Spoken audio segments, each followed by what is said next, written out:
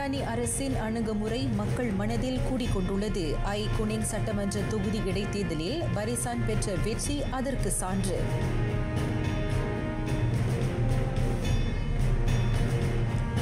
தாய் மண்ணை காக்க தன்னலமின்றி கடமையாற்றுகிறது அரச மலேசிய கடற்படை. பேரரசர் புகழாரம்.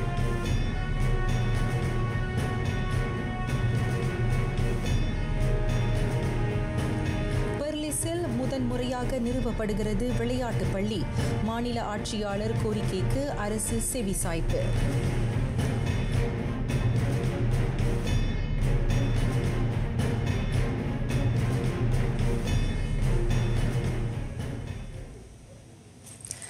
வணக்கம். சலாம் மலேசியா மடானி. ஆர்டிஎம் தமிழ் செய்திகள் உங்களுக்காக. உங்களுடன் நான் பிரிசிலா பிரியா ஆரோக்கியசாமி. 39 ஆண்டுகளாக தேசிய முன்னணியின் வலிமை மிக்க கோட்டையாக விளங்குகிறது பேரா ஐ குனிங் சட்டமன்ற தொகுதி. நேற்று நடைபெற்ற அதன் இடைத்தேர்தல் முடிவு அதனை புலப்படுத்துகிறது. அதில் பரிசான் நேஷனலை நிகர்த்து களம் கண்ட டாக்டர் முகமது யூஸ்ரி பாக்கீர் 5006 வாக்குகள் பெரும்பான்மையில் வாகை சூடினார். தேசிய முன்னணி, தேசிய கூட்டணி, மலேசிய சோஷலிச கட்சி ஆகியவற்றிடமிருந்து மும்முனை போட்டியை தாப்பா நாடாளுமன்ற தொகுதிக்கு உட்பட்ட ஐ குனிங் சட்டமன்ற தொகுதி எதிர்நோக்கியது. கனல் தெரித்த தேர்தல் களம், அனல் பறந்த பரப்புரை, மும்முனை போட்டியில் முளைத்த வாக்குறுதிகள் என கடும் போட்டி அங்கு நிலவியது. அதில் தாப்பா அம்னோ தொகுதி செயலாளர் 11,065 வாக்குகள் பெற்று முன்னணியில் வந்தார். 6,059 வாக்குகளை பக்கத்தான் வேட்பாளர் அப்துல் முஹைமின் மலே பெற்ற நிலையில் PSM-இன் பவானி KS 1,106 வாக்குகளை அறுவடை செய்தார். அந்த அதிகாரப்படியான முடிவை தேர்தல் மேலாண்மை அதிகாரி அஹ்மத் ரெஹவுடின் அஹ்மத் ஷொகோரி அறிவித்தார். 289 வாக்குகள் நிராகரிக்கப்பட்டன. 58.07 விழுக்காட்டினர் ஐ குனிங் சட்டமன்ற தேர்தலில் வாக்களித்தனர். வெற்றி பெற்று 24 மணி நேரம் கூட ஆகவில்லை. களச்சேவையை உடனடியாக தொடங்கினார் ஐ குனிங் புதிய சட்டமன்ற உறுப்பினர் டாக்டர் முகமது யூஸ்ரி பாக்கீர். அங்கு நடைபெற்ற இடைத்தேர்தலில் தம்மை வெற்றி பெறச் செய்த வாக்காளர்களை நேரில் சந்தித்து அவர் நன்றி நவின்றார். அந்த இடைத்தேர்தலின் போது தேசிய முன்னணி வழங்கிய வாக்குறுதிகளை நிறைவேற்ற டாக்டர் முகமது யூஸ்ரி கடப்பாடு கொண்டிருக்கிறார். குறிப்பாக பரிசான் நேஷனலின் தேர்தல் கொள்கை அறிக்கையை ஒரு வழிகாட்டியாக கொண்டு தொகுதி மக்களுக்கு சிறந்த சேவையை வழங்க அவர் ஆர்வமாக உள்ளார். ஐ குனிங் தொகுதியை தக்க வைத்துக் கொள்ள கடுமையாக உழைத்த பரிசான் கள குழுவையும் ஆதரவாளர்களையும் அவர் இவ்வேளையில் நினைவு கூர்ந்தார். பரிசானுக்கும் நம்பிக்கை கூட்டணிக்கும் இடையிலான நல் ஒத்துழைப்பு, ஒருமைப்பாட்டு அரசு அங்கு வெற்றியை நிலைநாட்ட வழிவகுத்தது என்றார் அவர். ஒருமைப்பாட்டு அரசு மீது மக்கள் அசைக்கவியலா நம்பிக்கையை கொண்டிருப்பதை அந்த வெற்றி பறைசாற்றுவதாக டாக்டர் முகமது யூஸ்ரி பெருமிதம் தெரிவித்தார். மடானி அரசின் அணுகுமுறை மலேசியர்களை ஈர்த்ததோடு மட்டுமல்லாது நாட்டு மக்கள் இதயங்களிலும் குடிக்கொண்டுள்ளது. ஐ குனிங் சட்டமன்ற தொகுதி இடைத்தேர்தலில் தேசிய முன்னணி அடைந்த வெற்றி அதனை புலப்படுத்துவதாக மடானி அரசின் பேச்சாளர் டத்தோ ஃபமி ஃபடில் தெரிவித்துள்ளார். அதில் பரிசானை நிகர்த்து களமிறங்கிய டாக்டர் முகமது யூஸ்ரி பாக்கீர் அதிக வாக்குகள் பெரும்பான்மையில் வெற்றி பெற்றார். மாவட்ட நிலையிலான 20 வாக்கு மையங்களில் 19 மடானி அரசின் வசமானது. ஆக்ககர அறிகுறி என்றாலும் நாம் மெத்தனமாக இருந்துவிடக்கூடாது என்பதை தொடர்பு அமைச்சருமான டத்தோ ஃபமி ஃபடில் குறிப்பிட்டார். வெற்றியை மேலும் வலுப்படுத்த இன்னும் அதிகம் செய்ய வேண்டியிருப்பதை அவர் நினைவுறுத்தினார். சண்டாக்கானில் சமூக தின திட்டத்தை தொடக்கி வைத்த பின்னர் டத்தோ ஃபமி ஊடகத்தாரிடம் பேசினார். அழிவின்றி அரை போகாதாகி வழிவந்த வன்கண் அதுவே படை எனும் தமிழ்மறையின் குரட்பாக்கு ஏற்ப தாய் மண்ணை பாதுகாக்க உறவுகளை பிரிந்து வெயிலிலும் மழையிலும் கடும் குளிரிலும் தன்னலமின்றி மகத்தான சேவையை அரச மலேசிய கடற்படை நல்குகிறது. அதன் ஈகத்தை போற்றும் வகையில் இன்று நாடு முழுவதும் உள்ள அனைத்து கடற்படை தலைமையகங்களிலும் ஒரு சேர அதன் 91ஆம் நிறைவாண்டு கொண்டாடப்பட்டது. கிள்ளான் பள்ளத்தாக்கில் கேடி ஸ்ரீகோம்பா அணிவகுப்பு திடலில் இன்று காலை மலேசிய கடற்படை நாளையொட்டி ராணுவ பாரம்பரியம் மிக்க நிகழ்ச்சிகள் ஏற்பாடு செய்யப்பெற்றன. கடற்படை தளபதியை நிகர்த்து கடற்படை தலைமையகத்தின் துணை இன்ஸ்பெக்டர் ஜெனரல் ரோஸ்லி அப்துல் கனி இந்த நிகழ்விற்கு தலைமையேற்றார். அதிகாரிகள் 28 பேரையும் உறுப்பினர் 105 பேரையும் கொண்ட 6 கடற்படை பிரிவுகள் அணிவகுப்பு விழாவில் பங்கேற்றன. இறை வணக்கத்துடன் தொடங்கிய இவ்வாண்டு நிகழ்ச்சி ஆன்மீக சிந்தனைகளை விதைக்கும் பல அங்கங்களை கொண்டிருந்தது. நாட்டு மக்களின் பாதுகாப்பிற்காகவும் நாட்டின் இறையாண்மையை காக்கவும் உயிர் நீத்த கடற்படை வீரர்களுக்கு மதிப்பு செலுத்தும் வகையில் அந்த கொண்டாட்டம் அமைந்தது. பேரரசர் சுல்தான் இப்ராஹிம் அரச மலேசிய கடற்படை நாளின் 91ஆம் நிறைவாண்டு கொண்டாட்டத்தையொட்டி அதன் உறுப்பினர் மேனாள் உறுப்பினர் யாவருக்கும் வாழ்த்தினை உரித்தாக்கினார். முப்படைகளில் ஒன்றாக திகழும் அதில் கடமையாற்றுவோர் சேவையை அவர் அகமார்ந்து பாராட்டுவதாக தமது ஃபேஸ்புக் சமூக ஊடக பதிவில் தெரிவித்தார். அரச மலேசிய ஆயுதப்படையின் உயரிய தளபதியான பேரரசர் கடற்படையினரின் சேவை, பற்று, ஈக்கம் ஆகியவற்றை போற்றினார். நாட்டின் இறையாண்மையையும் பாதுகாப்பையும் பேண அவர்களது அந்த பண்பு நலன்கள் பற்றுக்கோடாக அமைவதை அவர் சுட்டினார். வலிமையான கடற்படை நாட்டின் இறையாண்மையை காக்கிறது எனும் கருப்பொருளில் இவ்வாண்டு அரச மலேசிய கடற்படை நாள் கொண்டாடப்படுகிறது. இவ்வேளையில் பெருமை மிகு படையாக அனைத்துலக அளவில் கடற்படை கடமையாற்ற அவர் இறைவனை வேண்டினார். பேரா லுமோட் கடற்படை தளத்தில் கடற்படை நாள் இன்று கொண்டாடப்பட்டது. TLDM-இன் 2 உலங்கூர்திகள் மோதி நேர்ந்த விபத்தில் கடந்த ஆண்டு உயிரிழந்த 10 பேருக்கு மதிப்பளிக்கும் வகையில் அது மிதமான நிலையில் இவ்வாண்டு கொண்டாடப்படும் என கடற்படை தளபதி லக்சமனா டத்தோ டாக்டர் ஜுல்ஹெல்மி இத்னாயின் முன்னதாக தெரிவித்திருந்தார். தொழில்நுட்பம், நடப்பு நிபுணத்துவம் ஆகியவற்றின் துணையுடன் TLDM தொடர்ந்து பீடு நடை போட வேண்டும் என பிரதமர் டத்தோஸ்ரீ அன்வார் இப்ராஹிம் அவாவை வெளிப்படுத்தினார். கடப்பாடு, கட்டொடுங்கு, வல்லாண்மை ஆகிய பண்பு நலன்களை கடந்த 90 நாட்களுக்கும் மேலாக TLDM வெளிப்படுத்தி வருகிறது. நாட்டின் அமைதி, வளப்பம் ஆகியவற்றை பேணுவதில் அவர்களது தீரமும் போராட்ட குணமும் முதன்மை அரண்களாக விளங்குகின்றன. அவர்களது தொண்டு, ஈகம் ஆகியவற்றுக்கு நனி பாராட்டை பிரதமர் நவின்றார். இந்த வட்டாரத்தின் பெருமைக்குரிய படையாக TLDM திகழும் எனவும் பிரதமர் டத்தோஸ்ரீ அன்வார் நம்பிக்கை தெரிவித்தார். இதற்கிடையில் அரச மலேசிய கடற்படையின் பண்பாடும் பாரம்பரியமும் தக்க வைக்கப்பட வேண்டும் என ஸ்லாங்கூர் ஆட்சியாளர் சுல்தான் ஷரஃபுடின் இட்ரிஷா அறிவுறுத்தினார். நாட்டின் நீர்ப்பகுதிகள் பாதுகாப்பை பேணுவதில் முதன்மை படையாக அது தொடர்ந்து திகழ அதன் தன்மை தொடர வேண்டும் என அவர் கருத்துரைத்தார். கடமையில் விசுவாசம், உயர் போர்க்குணம் ஆகியவற்றை கடற்படை வீரர் புலப்படுத்த வேண்டும் என ஸ்லாங்கூர் அரசு அலுவலக ஃபேஸ்புக் பக்கத்தில் அவர் பதிவிட்டிருந்தார். கடற்படை உறுப்பினர் அனைவரும் வெளிக்காட்டும் கடப்பாடு, படையாக இணைந்து செயல்படும் தன்மை ஆகியவற்றை TLDM தலைமை தளபதியுமான சுல்தான் ஷரஃபுடின் பாராட்டினார். விளையாட்டு நடவடிக்கைகளை வலுப்படுத்த பெர்லிஸில் விளையாட்டுப் பள்ளி விரைவில் நிறுவப்படும். அந்த மாநிலத்தின் இளம் விளையாட்டாளர்களுக்கும் அது நன்மை அளிக்கும் என பிரதமர் டத்தோஸ்ரீ அன்வார் இப்ராஹிம் கோடி காட்டினார். பெர்லிஸ் ஆட்சியாளர் துவான்கு சைட் சிராஜுடின் ஜமாலுலாயில் பரிந்துரைக்கு ஏற்ப அந்த பள்ளி அமைக்கப்பெறுகிறது. அந்த மாநிலத்தில் விளையாட்டுக்கு முன்னுரிமை வழங்கும் பள்ளி இல்லாத குறையை ஆட்சியாளர் வெளிப்படுத்தியதை பிரதமர் மேற்கோள் காட்டினார். கசானா நேஷனல், பெர்முடலா நேஷனல் நிறுவனங்களுக்கு அந்த திட்டத்தை மேற்கொள்ளும் பொறுப்பு வழங்கப்பட்டுள்ளது. விரைவில் அதற்கான பணிகள் தொடங்கும் என்றார் அவர். குவாலா பெர்லிஸில் பெர்லிஸ் மாநில அளவிலான மதானி நோன்பு பெருநாள் நிகழ்ச்சியில் பங்கேற்ற டத்தோஸ்ரீ அன்வார் அதனை தெரிவித்தார். உள்ளூர் பல்கலைக்கழகங்கள் அவற்றின் பாடத்திட்டங்களை தீர்மானிக்க முழு சுதந்திரம் உண்டு. அந்த பாடத்திட்டங்கள் நிர்ணயிக்கப்பட்ட தரநிலையை பூர்த்தி செய்ததா என்பதை மலேசிய தகுதி நிறுவனம் MQA உறுதி செய்யும். அவ்வாறு தெளிவுபடுத்தியுள்ளார் உயர்கல்வி அமைச்சர் டத்தோஸ்ரீ ஜம்ரி அப்துல் கடீர். ஆகவே பல்கலைக்கழகங்களுக்கு முழு சுதந்திரம் வழங்கப்படவில்லை என்ற கேள்விக்கு இடமில்லை என அவர் சுட்டினார். MQA-வின் கவனத்திற்கு கொண்டு செல்லும் முன்னர் உயர்கல்வி கூடங்களே அவற்றின் பாடத்திட்டங்களை உறுதி செய்கின்றன. ஒப்புதல் கிடைக்கப்பெற ஒவ்வொரு பாடத்திட்டமும் MQA நிலையில் விவாதிக்கப்பட வேண்டும். அந்த மலேசிய தகுதி நிறுவனம் ஒரு வழிகாட்டியாக மட்டுமே செயல்படுகிறது. மஞ்சோங்கில் மலேசிய தொழில்நுட்ப பல்கலைக்கழகத்தின் 2025 டெக்னோ எக்ஸ்ப்ளோரர் நிகழ்ச்சியை நிறைவு செய்த பின்னர் டத்தோ ஸ்ரீ ஜம்ரி செய்தியாளர்களை சந்தித்தார். வெளிநாட்டு எரியாற்றல் துறையிலும் தனது திறனை தொடர்ந்து மேம்படுத்தும் ஆற்றலை தெனாகா நேஷனல் நிறுவனம் கொண்டுள்ளது.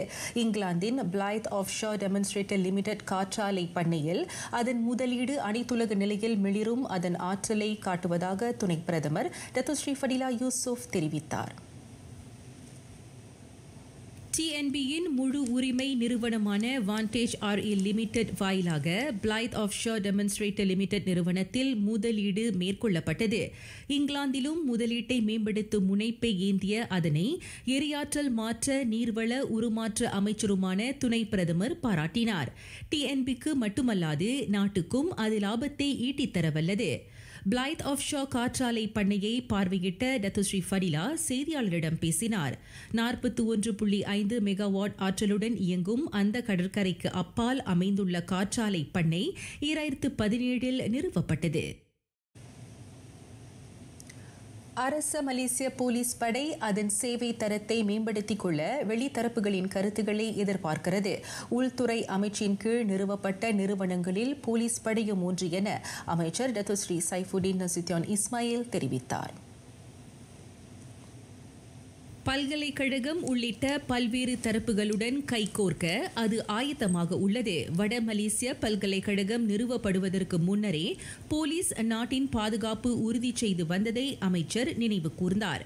ஊரடங்கு, கம்யூனிசம், சமய சிக்கல், வன்செயல் ஆகிய பல்வேறு விவகாரங்களை சமாளிப்பதற்குரிய பட்டறிவு போலீசிடம் உள்ளது என்றார் அவர். மலேசியர் இதுகாரும் அனுபவிக்கும் அமைதி தற்செயலாக விளைந்தது அன்று. துல்லியமான திட்டமிடல் மற்றும் பல்கலைக்கழக தரப்பு ஆகியோருடன் ஏற்படுத்திக் கொண்ட ஒத்துழைப்பின் வாயிலாக அது சாத்தியமாகியுள்ளது. போலீசின் உயர்மிகு தலைமைத்துவம் மீதான அகராதியை வெளியிடும் நிகழ்ச்சியில் டத்தோ ஸ்ரீ சைஃபுடின் இவ்வாறு உரை நிகழ்த்தினார்.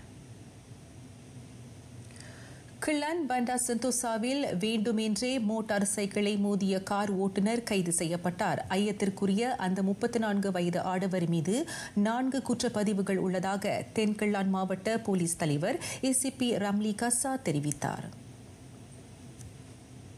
சம்பவத்தன்று 50 வயது முதியவர் நிலையில்லாத சாலை மேற்பரப்பை தவிர்த்தவாறு மோட்டார் சைக்கிளை செலுத்தி வந்துள்ளார்.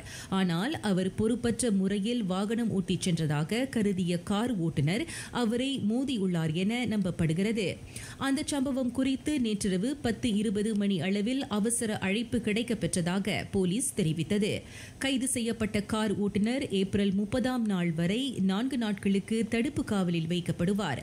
இந்த வழக்கு குற்றவியல் சட்டம் 307 பிரிவின் கீழ் விசாரிக்கப்படுகிறது. செயற்கை நுண்ணறிவை உட்படுத்திய மோசடி உத்திகள் குறித்து மக்கள் எச்சரிக்கையுடன் இருக்க வேண்டும். நாளுக்கு நாள் மேம்பட்டு வரும் தொழில்நுட்பத்தை பயன்படுத்தி தனித்துவமான தந்திரங்களை மோசடிக்காரர்கள் கையாள்வதால் மக்கள் எளிதில் ஏமாற்ற வலையில் வீழ்கின்றனர். குறுஞ்செய்தி அல்லது சமூக ஊடகங்களில் வாயிலாக பெறப்படும் URL இணைப்புகளை நம்பி அதனை அழுத்துவது கூடாது என மக்கள் அறிவுறுத்தப்படுவதாக இலக்கவியல் மோசடி தடுப்பு பிரிவு அதிகாரி TS லூகாஸ் ஜேதான் தெரிவித்தார்.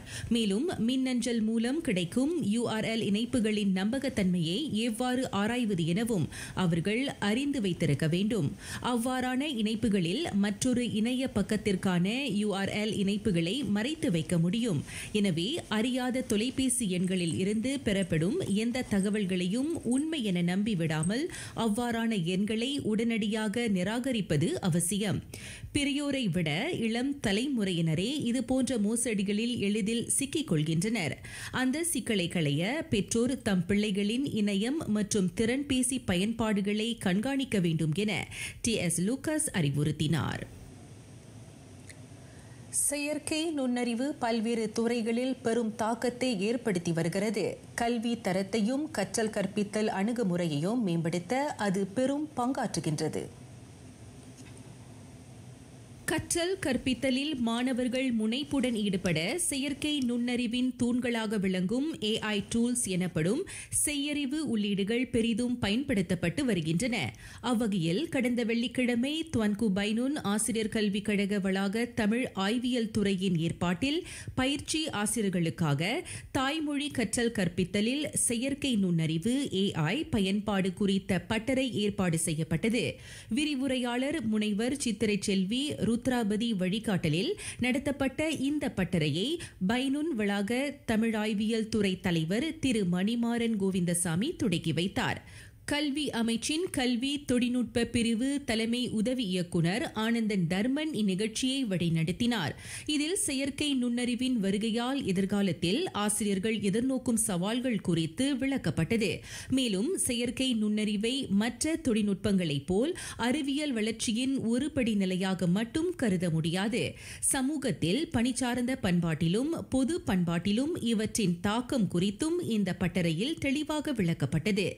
AI செயலிகளின் மூலம் கற்றல் கற்பித்தலை மெருகூட்டும் வழிமுறைகளும் இதில் வழங்கப்பட்டன. தமிழ் ஆய்வியல் துறையில் பயிலும் பயிற்சி ஆசிரியர்கள் 65 பேர் இந்த பயிற்சி பட்டறையின் வழி பயனுற்றனர். பிரிக்ஸ் நாடுகளின் வெளியுறவு அமைச்சர்கள் கூட்டம் பிரேசில் ரியோ டி ஜெனீரோவில் நாளை தொடங்கி 2 நாள்களுக்கு நடைபெறவுள்ளது. வெளியுறவு அமைச்சர் டத்துஸ்ரீ முகமது ஹசான் நாட்டின் நிலைப்பாட்டை அதில் தெரிவிப்பார் என விஸ்மா புத்ரா கூறியது. நாட்டின் நிலைப்பாடு கூட்டத்தின் சிறப்பு அமர்வில் தெரிவிக்கப்படும். இவ்வாண்டிற்கான பிரிக்ஸ் கூட்டத்தின் நோக்கத்திற்கேற்ப வளர்ந்து வரும் நாடுகளின் நலனை பேணுவதற்கும் பன்முகத்தன்மையை வலுப்படுத்துவதற்கும் மலேசியாவின் உறுதியான உறுதிப்பாடு எடுத்துரைக்கப்படும். அதோடு உலகளாய சிக்கல்கள் குறித்த கருத்துகளையும் மலேசியா அதே கூட்டத்தில் முன்வைக்கும். இவ்வாண்டிற்கான ஆசியான் உச்சநிலை கூட்டத்திற்கு தலைமையேற்கும் மலேசியா ஆசியான் மற்றும் பிரிக்ஸ் நாடுகளுக்கு இடையே ஆழமான ஒத்துழைப்பை ஊக்குவிக்கும் என விஸ்மா புத்ரா குறிப்பிட்டது. நாட்டு தலைவர்கள் பங்கேற்கும் பிரிக்ஸ் உச்சநிலை கூட்டம் ஜூலையில் நடைபெறவுள்ளது. தானியக்கம், பசுமை தொழில்நுட்பம், செயற்கை நுண்ணறிவு போன்ற வியூக துறைகளில் ஆர்வம் உள்ளவரா நீங்கள்? இது உங்களுக்கான நற்செய்தி. STDC, HRD Corp, சியாஸ், கியாட்மாரா மற்றும் ILP ஆகிய நிறுவனங்களுடன் கைகோர்த்துள்ளது ஸ்லாங்கூர் அரசு. ஆர்வம் உள்ளவர்கள் திரையில் காணும் அகப்பக்கம் மூலம் விண்ணப்பிக்கலாம். ஒளிமயமான எதிர்காலத்தின் திறவுகோலாக இவை விளங்குகின்றன. SPM-இல் சிறந்த மதிப்பெண்ணை பெறாத மாணவர்கள் இவ்வாய்ப்பை பயன்படுத்திக் கொள்ள வரவேற்கப்படுகின்றனர்.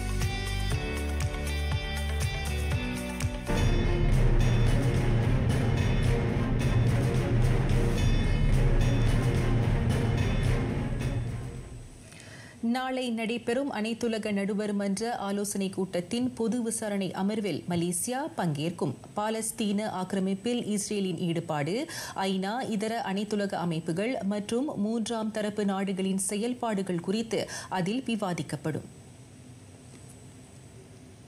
நெதர்லாந்து ஹேக் ICJ-வில் நடைபெறும் அதில் பங்கேற்கும் மலேசிய பேராளர் குழுவுக்கு பிரதமர் துறையின் சட்ட மற்றும் கடக மறுமலர்ச்சிக்கான அமைச்சர் டத்துஸ்ரீ அசலினா உத்மன் சயீத் தலைமை ஏற்பார் என வெளியுறவு அமைச்சு தெரிவித்தது. மலேசிய நேரப்படி இரவு 11 மணிக்கு அவர் நாட்டின் நிலைப்பாட்டை விளக்குவார்.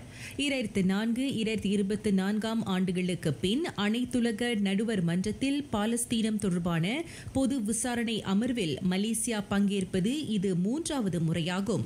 பாலஸ்தீனத்தில் இஸ்ரேலின் செயல்பாடுகளால் ஐநா உள்ளிட்ட இதர அமைப்புகளுக்கும் 3ஆம் தரப்பு நாடுகளுக்கும் ஏற்படும் தாக்கங்கள் குறித்து உரிய ஆலோசனைகளை வழங்குவதை இது நோக்கமாக கொண்டுள்ளது. இந்தியா பாகிஸ்தான் இடையே பற்றி எரிகிறது பதற்ற தீ. ஜம்மு காஷ்மீர் பஹல்காம் பகுதியில் சுற்றுலா பணிகளை குறிவைத்து தொடுக்கப்பட்ட கொடூர தாக்குதல் அதற்கு வித்திட்டுள்ளது. 26 பேரின் உயிரை மாய்த்த அந்த தாக்குதலுக்கு இஸ்லாமாபாத் இயக்கமே காரணம் என புதுடெல்லி சாடி வருகிறது.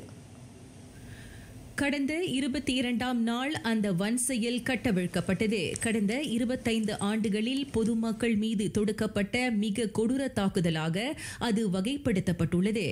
எல்லை கடந்த தீவிரவாதத்தை பாகிஸ்தான் ஆதரிப்பதாக தொடர் குற்றச்சாட்டை இந்தியா முன்வைத்து வருகிறது.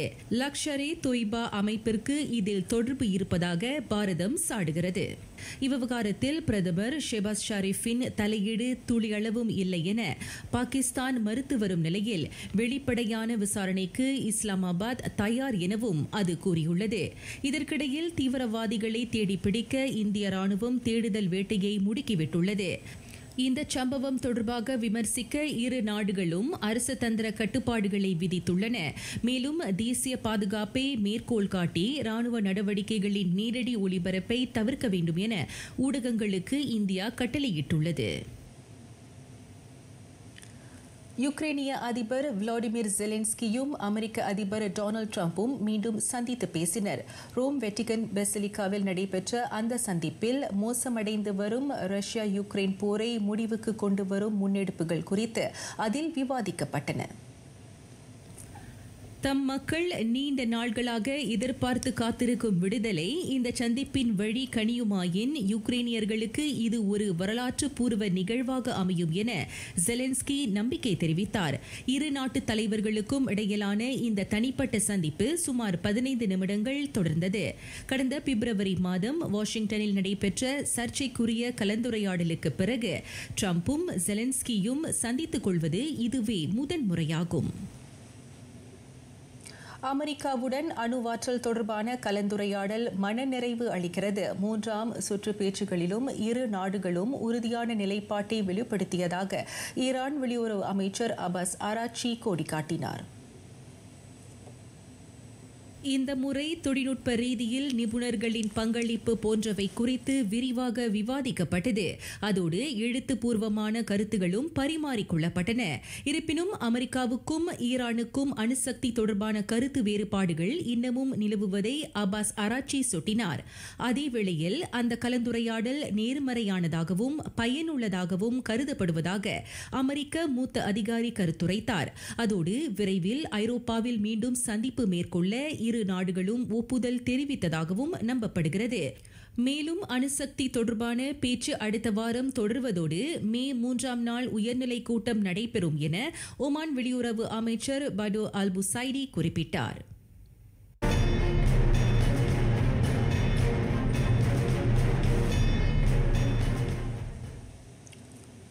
இளையோரிடையே நிலவும் போதைப் பொருள் பயன்பாடு குற்றச்செயல் மட்டுமன்று, மாறாக அது சமூக சுகாதார சிக்கலாக கருதப்பட வேண்டும் என இளைஞர் விளையாட்டு அமைச்சர் ஹனாயோ வலியுறுத்தினார். அதனை முன்னிறுத்தி இளையோருக்கு ஏதுவான திட்டங்களும் அணுகுமுறைகளும் முன்னெடுக்கப்பட வேண்டும் என அமைச்சர் கேட்டுக்கொண்டார். இதன் வழி போதைப் பொருள் பழக்கத்தில் சிக்கி தவிக்கும் இளைஞர் அதிலிருந்து வெளிப்பட உரிய உதவிகளையும் சிகிச்சைகளையும் வழங்க முடியும் என்றார் அவர். உடற்பயிற்சி தொடர்புடைய திட்டங்களை மட்டுமே இளையோருக்கு ஏற்பாடு செய்வதன் வழி அவர்களுக்கு தேவைப்படும் உதவிகளை நம்மால் வழங்க இயலாது. ஏனெனில் போதை பழக்கத்திற்கு அடிமையாகி இருக்கும் இளையோர் பெரும்பாலும் அதனை வெளியில் சொல்ல அச்சம் கொள்வதுண்டு. அவர்கள் முன்வந்து உதவி கோர ஏதுவான சூழலை நாம் ஏற்படுத்தி தர வேண்டும் என அவர் வலியுறுத்தினார். முன்னதாக தலைநகரில் நடைபெற்ற 2025ஆம் ஆண்டுக்கான ரக்காட்மூடா மாநாட்டு நிறைவு நிகழ்ச்சியில் ஹனா இவ்விவரங்களை பகிர்ந்து கொண்டார். YB துவான் பிரகாஷ் சம்புநாதன் கிண்ணம் 12 வயதுக்கு உட்பட்டோருக்கான அந்த கூடைப்பந்து போட்டி இளம் தலைமுறையினரின் திறனை அடையாளம் காணும் சிறந்த களமாக அமைந்தது. ஸ்லாங்கூர் இந்தியர் விளையாட்டு பேரவையின் ஒருங்கிணைந்த ஏற்பாட்டில் நடைபெற்ற அந்த போட்டியில் ஸ்லாங்கூர் தமிழ் பள்ளி மாணவிகள் மட்டுமின்றி ஆசிரியர்களும் கலந்து கொண்டனர். இதுதான் நாங்கள் முதல் தடவை ஆசிரியரை நாங்கள் டீம் அங்கே கொண்டு வந்திருக்கிறது.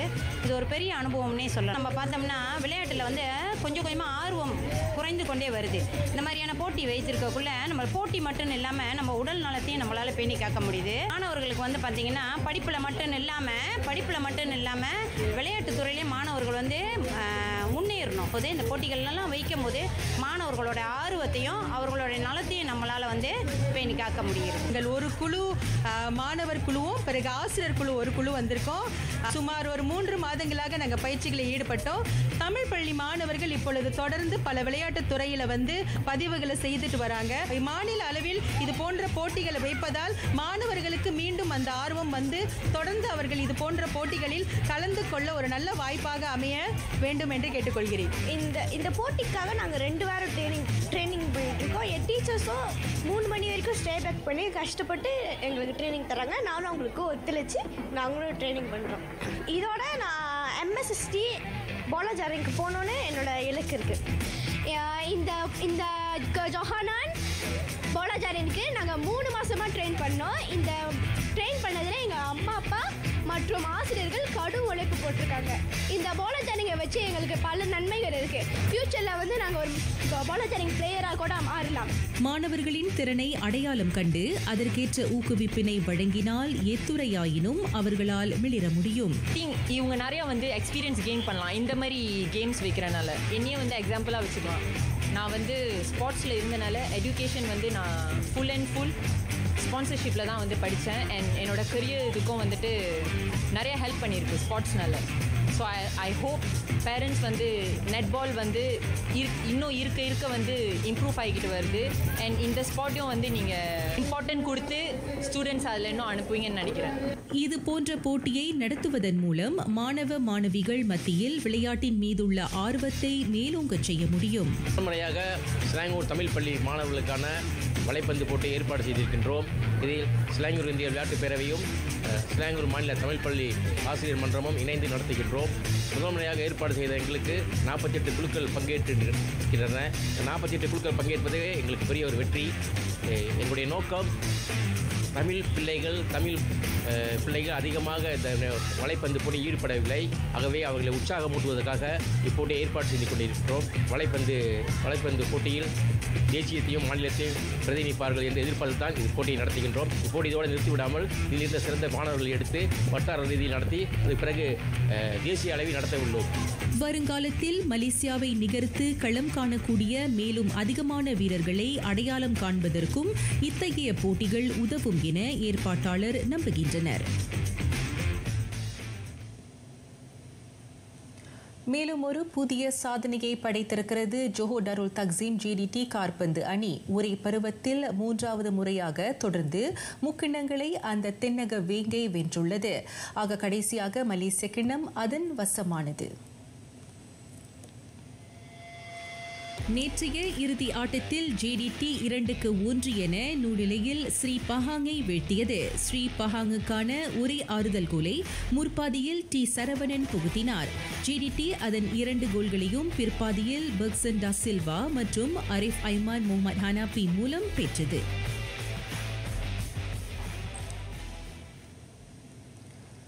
இங்கிலீஷ் பிரீமியர் லீக் பட்டியலிலிருந்து வெளியேறியது இப்ஸ்விச். நியூகாசலுக்கு எதிரான ஆட்டத்தில் 3-0 என தோல்வி கண்டதால் அந்த பட்டியலில் நீடிக்கும் இப்ஸ்விச் கனவு காணல் நீரானது. நியூகாசலுக்கான கோல்களில் ஒன்றை முற்பாதியில் பெனல்டி வாயிலாக அலெக்சாண்டர் ஈசாக் புகுத்தினார். பிற்பாதியில் டென்பனும் வில்லியம் உசுலாவும் மேலும் 2 கோல்களை அந்த உபசரணை அணிக்கு பெற்று தந்தனர். அந்த வெற்றியால் பிரீமியர் லீக் பட்டியலில் மீண்டும் 3ஆம் நிலைக்கு முன்னேறி உள்ளது நியூகாசல். 2ஆம் நிலையில் உள்ள ஆர்சனலுடன் ஒப்பிடுகையில் அது 5 புள்ளிகள் குறைவாக இருக்கிறது.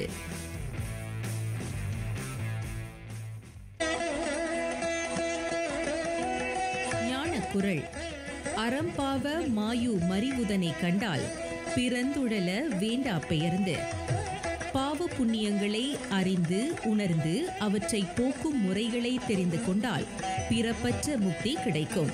மீண்டும் பிறப்பெடுத்து இன்னலுற வேண்டாம் என ஞானதந்திரம் உரைக்கிறார் ஔவையார்.